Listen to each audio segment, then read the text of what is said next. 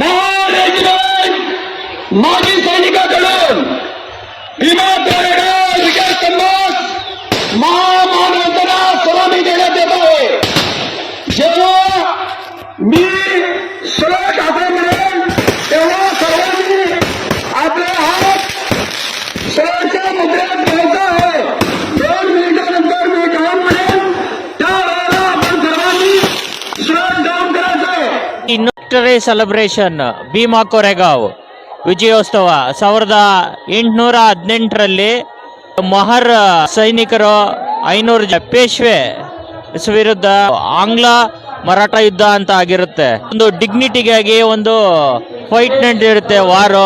1927ರಲ್ಲಿ ಅಂಬೇಡ್ಕರ್ ಈ ಒಂದು ಸ್ಥಳಕ್ಕೆ ಬಂದ್ಬಿಟ್ಟು ಅವರ ಒಂದು ತ್ಯಾಗನ ಐಡೆಂಟಿಫೈ ಮಾಡಿರ್ತಾರೆ।